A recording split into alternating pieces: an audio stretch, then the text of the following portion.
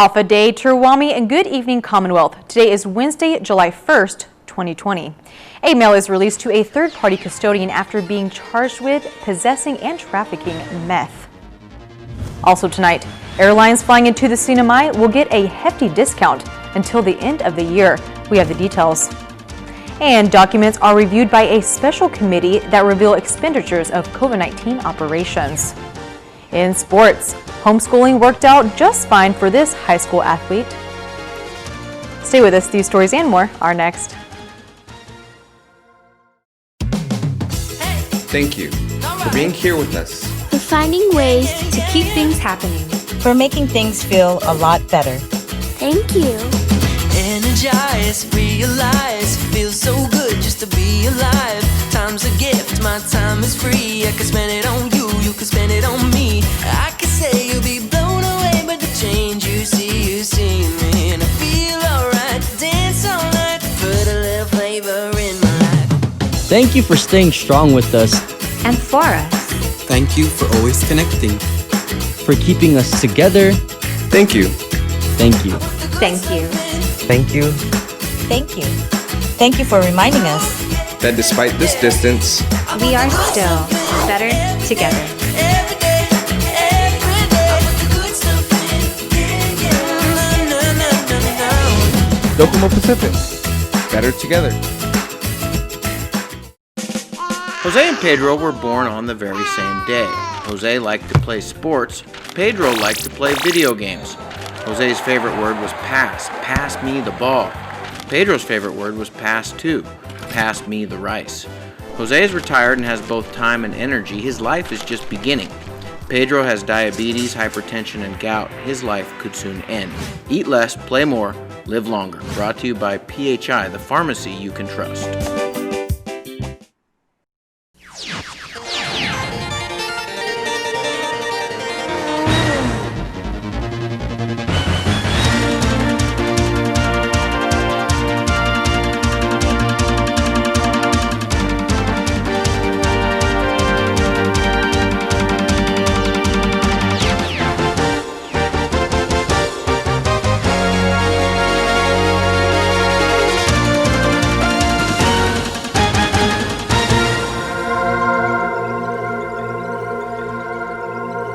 Halfa Day, Turwami, and good evening, Commonwealth. Today is Wednesday, July 1st, 2020. A male is released to a third-party custodian after being charged with possessing and trafficking meth. 29-year-old Alexander Borja Jr. was arrested on June 17th for count 1 of possession and 1 count of trafficking crystal meth. Bail was originally set at $100,000 but was reduced to $20,000 today by Judge Govindo, where Borja may pay 10% and is released to his girlfriend as a third-party custodian. When the arrest occurred on June 17th, the Drug Enforcement Task Force also executed 2 other arrest warrants in the village of Esteo. Vincente Camacho, aka Ben Mappy, on 2 counts of possession and 2 counts of trafficking meth, and Georgiani Camacho on 1 count of possession and 1 count of trafficking meth. The third-party custodian Borja has been released to is related to both Vincente and Georgiani. An arraignment has been scheduled for July 6th. The Commonwealth Ports Authority Board of Directors held a meeting today, and one item on the agenda passed with 6 yes and 1 abstention. That will give all airlines arriving into the Sinai a discount. Here are the details. The Commonwealth Ports Authority Board of Directors passed an airline incentive that will give all airline carriers a 50% discount when arriving into the Sinai. On enplanement, deplanement, and landing fees for both signatory and non-signatory airlines. And so it will also apply to commuter airlines such as Star Marianas and United Airlines. And so they're struggling too.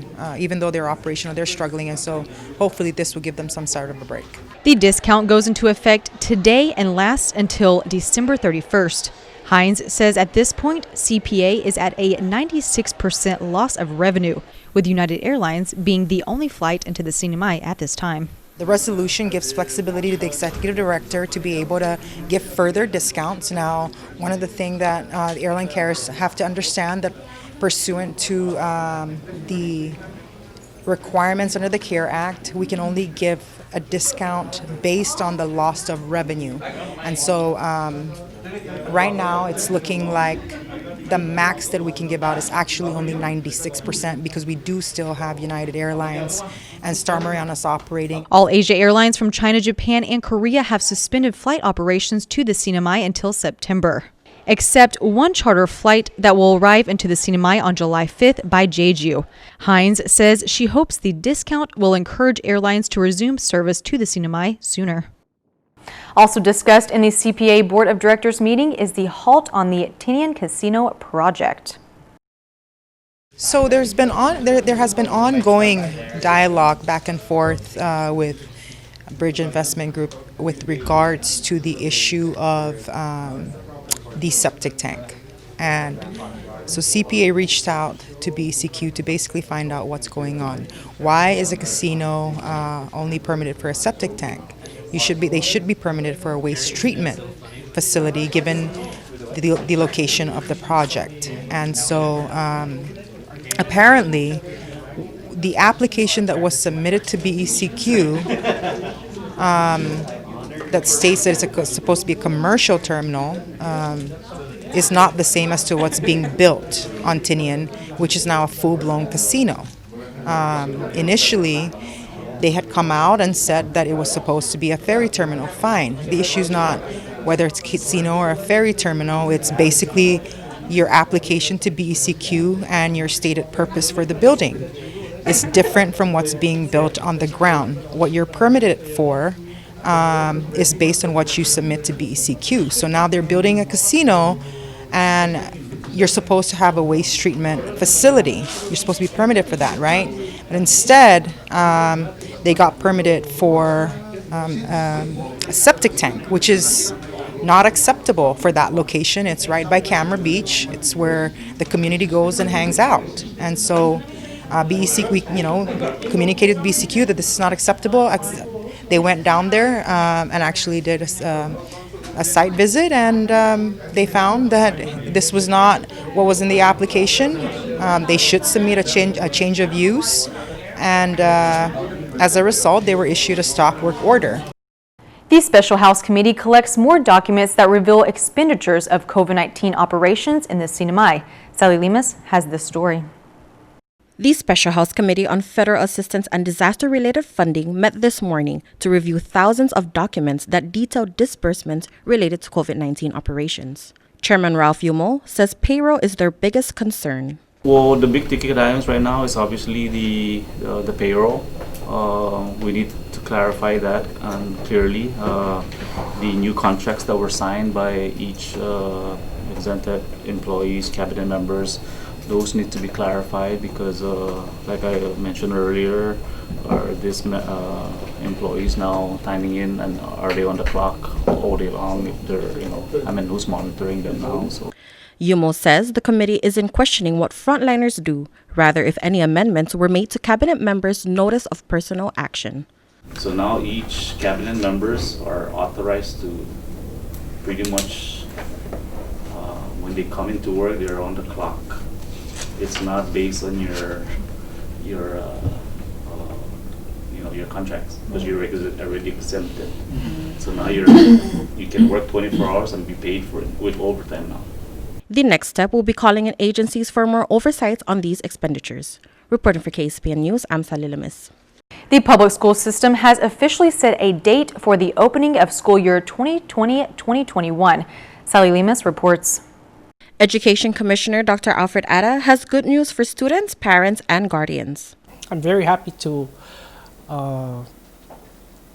announce that September 8th is now the official school day, opening of the school day for school year 2020 and 2021.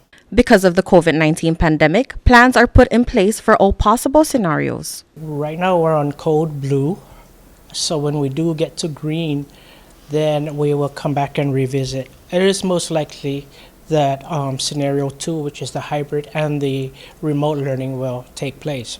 Atta says priorities of funding will focus on 2 resources needed as students enter the new norm of learning. We are really looking at the 2 important commodities, which is resources, the laptops and the iPads for every student, and also the internet connectivity.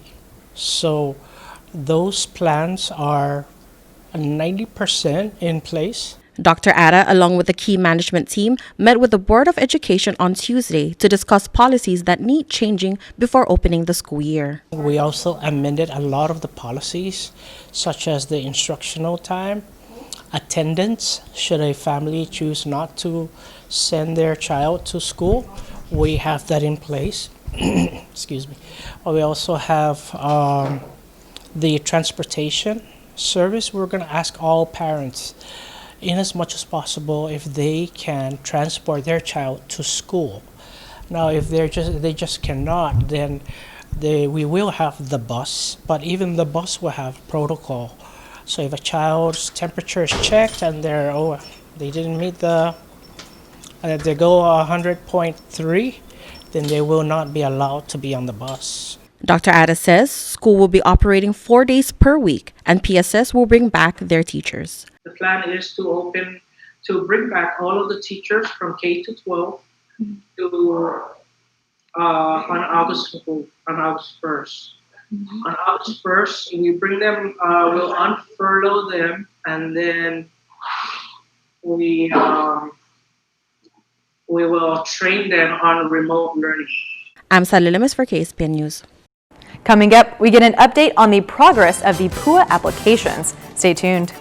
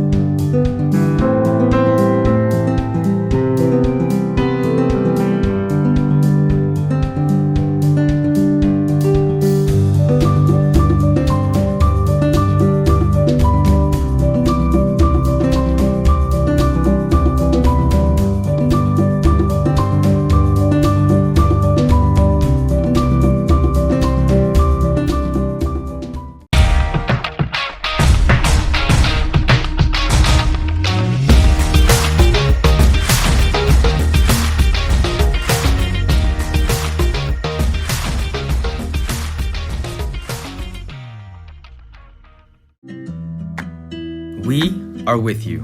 At times when you need us most, you can count on us to be there. When you need someone to talk to. When you need to stay informed. When you need to brighten your day. When you need to stay connected.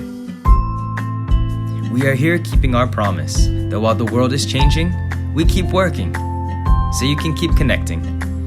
We are your Docomo Pacific family, and we are here to help.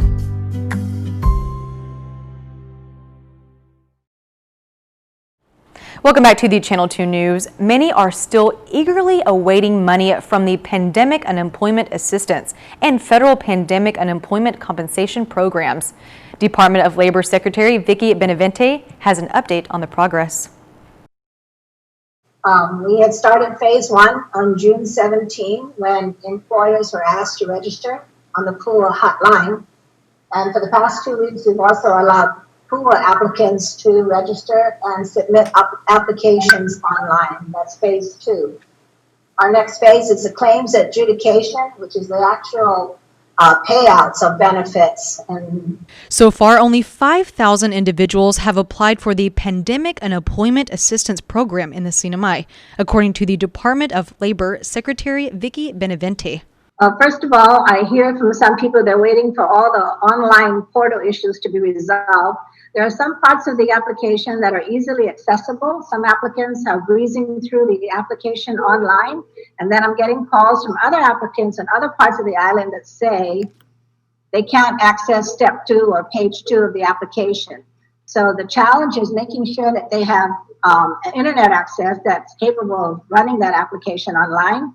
Some people are waiting until they say the rush is over because the deadline for PUA is not until December. And so that's a wise decision. If you can wait a couple more weeks, that's fine, as we iron out all the online portal issues. She says they are expecting about 7,000 to 10,000 applicants for the program. But to receive the money, applications must be complete with no errors. Data is being input already. As soon as we pull the trigger to the applications that are complete, payments will be made within 7 to 10 days. So let me stress, complete applications will be processed fairly quickly. Incomplete applications, we have to call our clients up and say, please come up and bring this document or this letter or this SS number or whatever is incomplete in their application. So we are sifting through these applications as quickly as possible. We are working through the week, and we are going to work on a Saturday to further expedite these applications. Benavente says issues are continuing to be fixed with the online application process, along with addressing complications with the PUA hotline. Callers would call into those PUA numbers, and then they hear a ringing tone. And actually, the PUA staff is on the phone, and instead of hearing a busy tone, the caller would hear a ringing tone, which really was frustrating. And so we've eliminated that feature, hopefully today. And you will hear a busy tone if the staff is on the line. And then we added 4 more new numbers, which will be publicized today. The 4 phone numbers on the screen have been added to the PUA hotline for assistance during the application process. Fuel prices are on the rise again. According to the Commonwealth Utilities Corporation, Mobil Oil Mariana Islands Incorporated stated there has been an increase in the average international fuel prices. A fuel adjustment charge will increase from 0.083 per kilowatt hour to 0.13. That will go into effect today, June 1st. If customers use 500 kilowatt hour per month, CUC states customers will pay about $15 more in their monthly billing as a result. And here are some words of encouragement during these trying times. Lieutenant Governor Arnold Palacios shares his sentiments on the current condition of the CNMI and sends a meaningful message to the community. Our community has gone through so much challenge, and I'm above 60 years. I'm above 60 years old, and so I've seen a lot of disasters come and resolve itself, and but from Sudalore to Mankut to the big Wamo U2, and then this global crisis of the pandemic has really given us a community a challenge. We may not all agree on how we address these things, and there are probably people, as human as they are, making mistakes legally and even in principle and ethically and even morally. But, you know, we're trying to address every crisis as best we can as a community. And this is not just me. I think there's so many people out there in our community that are helping, probably doing more than I am. We are a small community, but we are a very strong community. And that has really shown in the past 5 years since Sudalore. And we will recover from this. We just got to be civil about it, even in our discussions, even at the picnic table, whether we're at the picnic table or on social media. We need to be a lot more civil than what we've seen we're seeing. We need to be more respectful of people's opinion. You know, we can't pit ourselves against each other.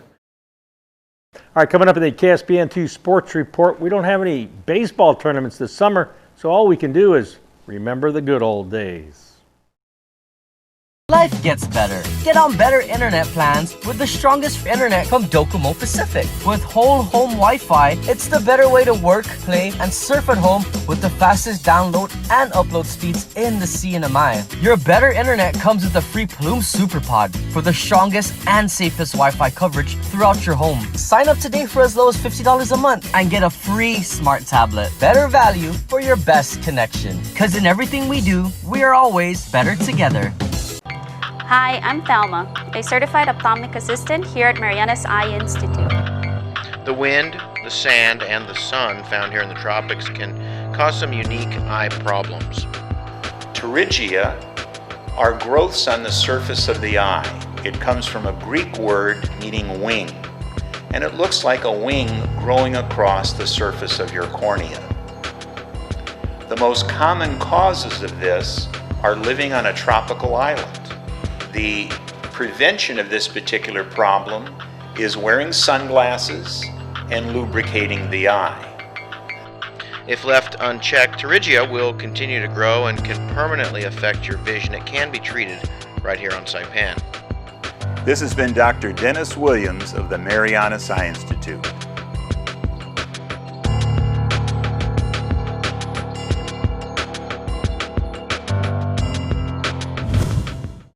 Buenas sports fans.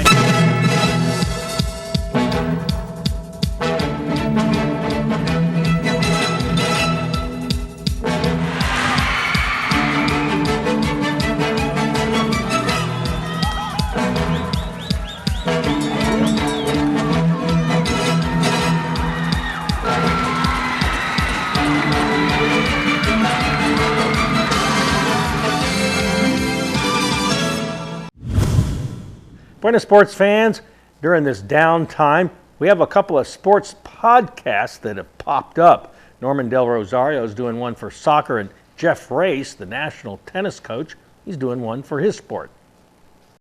18-year-old Carol Lee heads off to Georgia Tech on an NCAA Division I scholarship next month. She was able to earn that due to sacrificing a traditional high school student's path for one of her own, being homeschooled for the past 4 years. Well, I think it's very useful if you want to, succeed or accomplish some goals in your life that include sports or any other things. But the school is stuck in you. You still have to educate, get education if you want to go to college or whatever. Do you feel confident that the education you got online is preparing you for college? Yes. Some people say that there are some disadvantages. There are, I agree, but then doing online school was really helpful for me with my traveling schedules and training schedules. Only by competing in international tournaments was she able to gain the confidence that she has to this day. Just winning. That my first year in Fiji, I became the top 4, and I was really under pressure, nervous, and it was not my greatest matches I played. But I think I learned from that a lot, trying to handle all the pressures and just by winning. And then I won the next year and then the following year, and that gave me confidence, a lot of confidence in me. And I had pressure also for my first ITF juniors because it's international. All of the countries from different players are trying to compete, and the level was really high. But then winning the POJC years, that gave me confidence still. Lee finished last year ranked 114th in the world. That's the highest ranking for any NMI female junior in history. No youth baseball this summer, too bad. Love the way these boys here play. I remember 10 years ago, they staged a most remarkable last inning rally to go to the World Series. Here it is. It's a KSPN2 Sports Classic. This group of 15 and 16-year-olds won the championship with a come-from-behind victory over Guam, scoring 8 runs in their final at-bat. Their next trip, which is funded through Little League headquarters, will be to Bangor, Maine for the Senior League World Series. We're so proud. We're so proud about, with your accomplishments. That's why we'll always be there to support the cause. And I'll tell you a bit about how we got to this point. But, We know this thing is an annual event, and we want to continue to work with the legislature and the administration and the parents and the community, because you're the ambassador here for. This will be the third time for the senior leaguers from CNMI to go to the World Series. District Administrator James Atta notes that 6 members of this team also played in the Little League World Series in Williamsport 4 years ago. We're representing the entire Asia Pacific that consists of Chinese Taipei, China, Philippines, Indonesia, Vietnam, and the rest. So you guys will be donning uniform Asia Pacific, not CNMI. You guys, a lot of you are veterans here in the World Series. The Senior League World Series will take place August 10th to the 15th. In other competition, the Philippines beat Guam for the Big League Championship. Chinese Taipei won the Junior League Championship, and they also won the Majors Division Championship. In a combined Majors and Junior League tournament games, Chinese Taipei pitchers did not give up 1 run in a total of 11 games. Here's the windup and the pitch. I don't believe what I just saw. So what are you going to do this year? At Gold's, a dedicated fitness studio with a cushioned floor is perfect for group exercise. The cardio room features a variety of treadmills, bikes, steppers, and ellipticals. Fitness machines will help you achieve your goals, and the largest free weight area on Saipan gives you comfortable space to work out. Gold's Gym team is ready to help you get to your goals. Try harder. We know you can do it. Go-karts, off-roading, and the driving range now open at Marianas Trekking. Go-kart track will be open Fridays, Saturdays, and Sundays with 50% off when you book online at marianastrekking.com, hours 4 p.m. to 7 p.m. Use the promo code HAFA50 to get your discount. Off-roading is open too by reservation. Come on a 90-minute trail ride that is perfect for families. Book online at marianastrekking.com. Golfers, come practice on the driving range. You can even pay online, and we will have the balls waiting for you. Come see us weekends at Marianas Trekking, 323-8735. So far through the first 6 months of 2020, Saipan's International Airport has received a total of 7.03 inches of rain. That's all. Saipan averages 80 a year. We got a long way to go. The high today was 90, the low 78, heat index 104, humidity 70%. The airport had a 53-mile-an-hour gust of wind around midnight. All right, tomorrow look for partly sunny, isolated showers, east winds 10 to 15, high 90, low 80, seas 3 to 5, sunrise 5:50, low tide 11:38, high tide at 6:35, sunset at 6:51.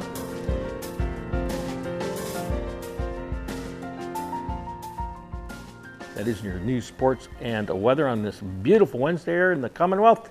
Thank you for watching. See you back here Friday.